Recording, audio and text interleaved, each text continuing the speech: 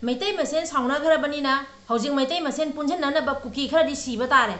kuki khara hatpa matam dari Meetei enga loi pullane ba adudana Meetei ekhoi sauna khare Meetei ekhoi khanau mena khare kan kuki noi na harauri do kuki noi gi siramdai naksala bani aduna Meetei masen je punjala ani na kuki hatpa dari Meetei punjala ne ba aduna kuki noi na khanga da badi Meetei sauna gi se punjala ko matam dari kuki hatpa se soidre aduna kuki si da ba jadre Meetei punjana begi tamakta khango hatoknaro noigi hongnabido achumba ngangi banatraga asengba wa hairiba mi mayamda noi hatoknabi noi hongnabi neba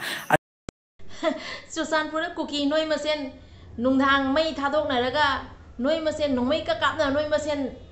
janthatna yo mayam do kawrabo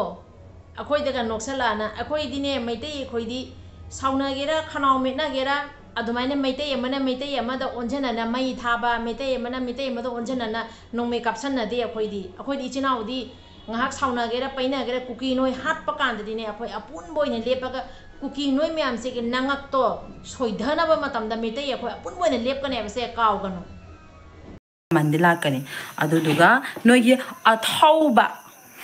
noi athauba karamba yi mateng dagi biren na amuk vote karakani BJP government amuk kalakani adududagi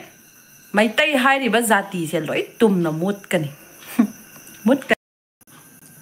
harau bidu matam lakini noi gisu matam lakini bot baya tawra lai hor do o Meitei tumbat nangi cinta tawno dugi tension tawbigano kuki noi masing leitana sum kule na jawri mayam da dugi khalu lan su noina sum hauri nongmai su noina sum kapi siba su noina sum heli noigi ngarang na han su ningthopuren dei tawriba mayam do asum noigi ni masing se asum henjalak pani kapak pasu noi sum kapai siba su noina sum heli kamai tainu sibu ado khoi gi kaning bana kaje gi sunu bire na kagera bimol na kagera kaning kaja sunu khoi gi di kuki hatlaga loire kuki tumna ba si garaga loire khoi gi di aduga Meitei khoi tumna ba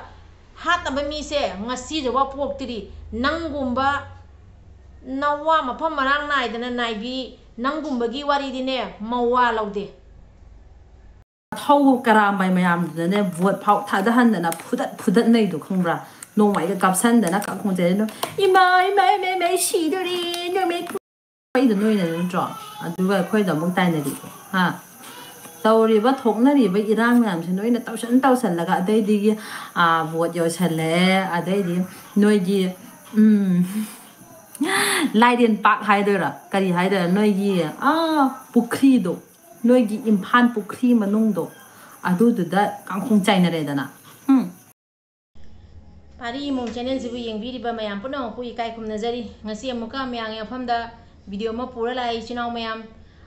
adudi hojai degi pari mom channel la ngasi puraiba video siga makata na yengminasi adudi video siga soran yawro su mayam na ngakpi waina pari mom channel gi magi degi request tawjari video se yengba hawrasi noi gi biren sakthu do hajik tadi interview ga to da thoknari ba yarang du da si kamai to result no da bo ba o nang na Meitei sakthu biren adu ada hairi mayam do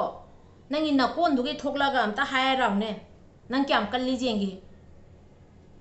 imung manung da leiraga afau sagano nang na pukri imphal da pukri macha du amta thoklo amta lao no gi kuki ni pa no pi amtang pi banoi na pukri haiba imphal mafam pisat to adu amta chango karam kuki no pi ni pa amta chango jengi ba nakon da leira afau sarakra noi kuki gi hauna bi lamchat nai de bi ngangning ngangba bebhar ni ti jaw da ba thaksi khachi nai da ba lonchok nganga ta akan ba sa ba do aduna chin nama pale ne panga kanu natik leidi imphal la thokla ga nganga raw natik leidi nangi nakon doi thokla nganga raw ni badi biren de asum ni mai than bi ra o mai but khare ne biren de gi asum ni aba ni badi na thibong di biren sarkar de hujik chare ba akhoi masen sauna gera paina gera tawning taw jasano do akhoi masen phuna da lei gai matam da ne kuki noi hat la se de akhoi phunari akhoi loi top thoga kuki noi ana hat ka ne ba mathau ta akhoi phuna ro som kom phuna ne ba ado hat padi akhoi kuki noi ana akhoi myam se omjala hat ka ne ba se kaw gano ado akhoi Meitei masen khana gare Meitei masen khanau me na gare kan nang na do nok thot pa nok na ka tawi do tawranu Susanpur da noi masen kamai na hat na ge do kaw ra bo